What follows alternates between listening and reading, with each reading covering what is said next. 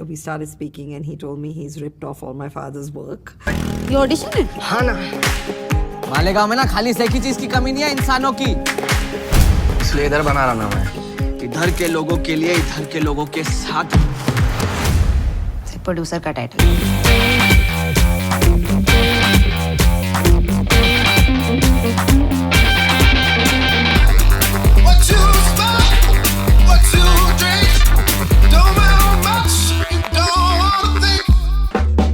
Hello, Hi. I'm Suman Butcher. We're here at the London Film Festival for Asian Culture Vulture, and I'm just about to talk to the team behind the Superboys of Malegaon.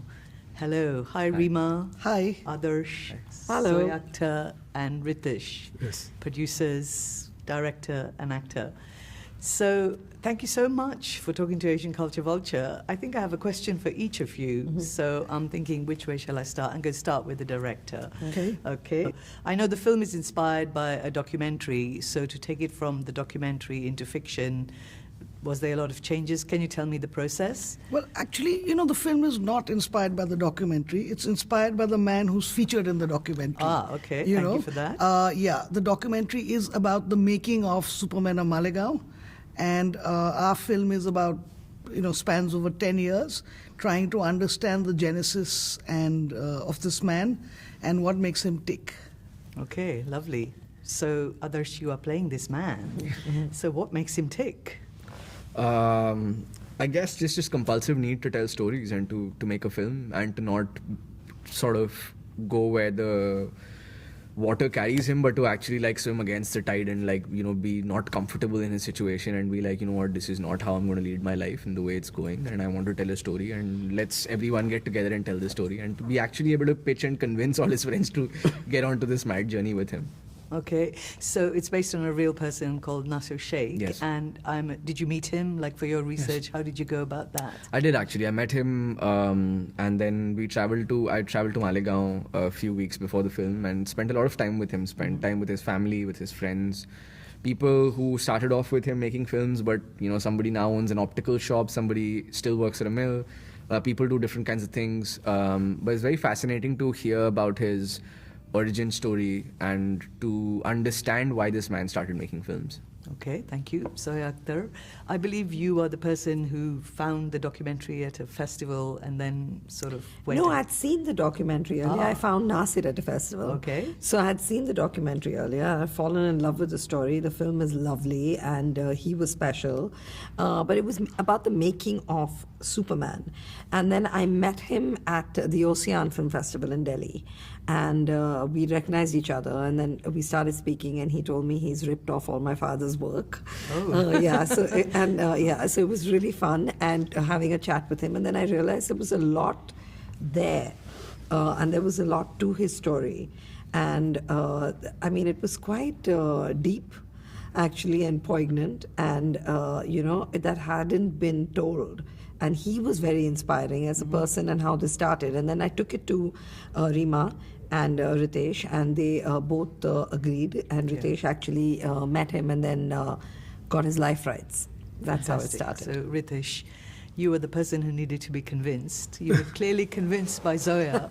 But if you met Nasir Sheikh today, how would you respond? You say, yes, I'll happy to do a parody of a popular Indian film. I mean, the fact that we actually met him and convinced him, I didn't think it took that much, because he was very happy that we were wanting to a story based on his life and what he went through for making his films, and what he wanted and what he did for that town, which is a very small town on the outskirts of Mumbai. So I think if I met him today, I would still feel as inspired as I felt then. I think though we did bought this story 15 years ago, it's still very relevant. And I think it was just a matter of time about when we were going to be able to share this with the world. And I think the time is now. And we're very excited. So I think it still remains true. Even today, if I was to meet him, I would still be as excited of telling him, give us your rights and we'll do it. No, but Nasir Sheikh is making films now today. He's not. He's He given up. wants. I think he wants to come He back. wants to, I think he was in now his Toronto own with fr- us. yeah. Oh. And he tried to kind of sell me a story, lovely. which I said that he should work on and come back. So I think his own movie has now inspired him to going back to making films. Yeah. I see. And while Adarsh went to spend time with him, I think he hustled Adarsh into producing and being the AD on a film that is on YouTube right now.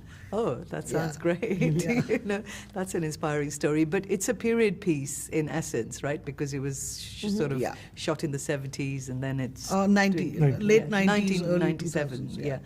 But how easy or difficult is it to recreate period in India, even not so long ago?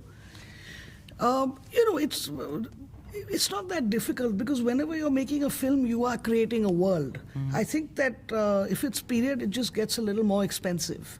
That's all. Because the cars change. We didn't have mobiles back then. Structures change. People's clothes, hair, and most of the time you have to build things like costumes and stuff like that. It's not really available anymore. So I don't think it's difficult, but it is more expensive. And I had a great crew. Oh. I had a great production designer, Sally White, and costume designer, Bhavna Sharma. They did a lot of research and kind of, brought a lot of authenticity to the table. Okay. So obviously this is about male friendship, 5 guys getting together, having a laugh, and then trying to do something in a small town. How important do you think it is for this stories to be out there in the kind of public arena for people to see? Aspirations of small people, men being friends together. Yeah. I mean, I think friendship in general, irrespective of gender, is very important.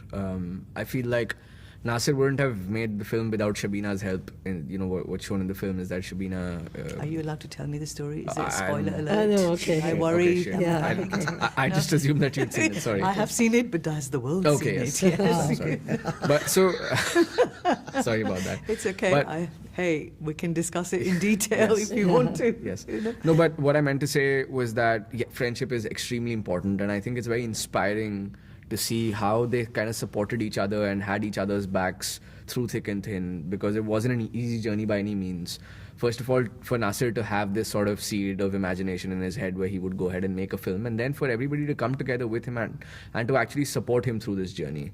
It takes a lot of selflessness to be able to do that. And I think for anybody who watches it, irrespective of whether they're associated with cinema in any form, doesn't matter, because I think that idea, the appeal of it, is very universal and it's something that'll resonate with everyone. That sounds lovely. I think on that happy note, I'm going to say thank you so much Thank to all of you. you. Thank you. And congratulations at the London Film Festival. And you. hopefully the world will see it on Amazon Prime. No, in And the the theatre. theatre. In the theatre. In the theatre. How lovely. That's Yeah. even more amazing. Yeah. Thank you so much for talking to Asian Culture Vulture. Thank you. Thank you.